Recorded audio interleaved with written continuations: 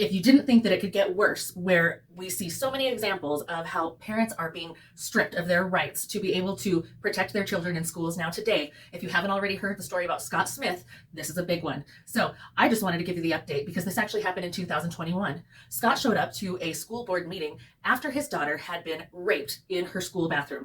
Not only had she been raped, she had been raped by a boy wearing a dress. The school was actually conducting the meeting that Scott attended in order to discuss how they could provide more protection for transgenders within the school system. This is absolutely unbelievable, guys. Wow. They're having rapes in their school. Boys are dressing up so that they can literally go in restrooms and assault young women. So Scott goes to the school board meeting and is immediately met with hated remarks, just being verbally accosted. And so, of course, he tries to stand up for his daughter and he's not going to back down.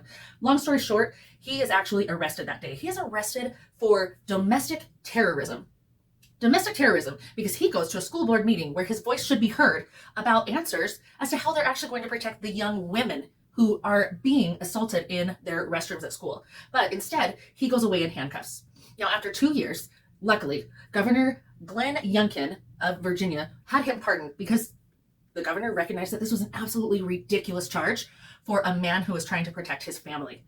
That is his God-given right and job.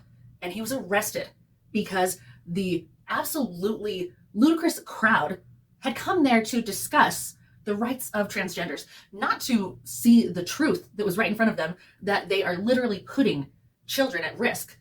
Because if you put a potentially dangerous dog in a room with someone, there's a high likelihood that they're going to get bit. We're told to wear our seatbelts because guess what? You need to be aware of potential dangers.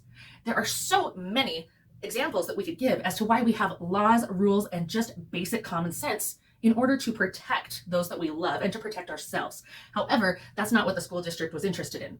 In fact, they lied about that rape. And during this trial where this young man had been undergoing because of the rape of this young girl, he was allowed to attend another public school within the district.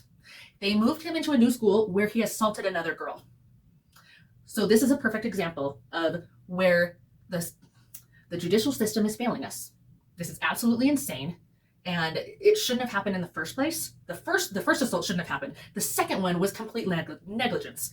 So the reason I wanted to just put this video out there, guys, is not to rant, but just another reminder, we're always saying on this channel, have a voice, because sometimes it can get ugly, as this man, Scott Smith in Virginia, had to go through. It can get ugly, but he fought for what was right, and in the end it worked out. But anyway, think of where your kids are. Think of the rules and regulations and what is being preached and what is being taught and what is being allowed in their schools. And are you standing up for them? Do you know what's going on, and are you having a voice? Are you shying away because you're afraid of what the consequences might be? If that's the case, that's sad, and the people you love are going to get hurt. Because don't forget, this isn't just in Virginia. These things are happening around the world today. So don't forget to have a voice, you guys. As always, we love to see you here at the Kosher Yaya channel with Salty Subjects, and I look forward to seeing you next. Bye.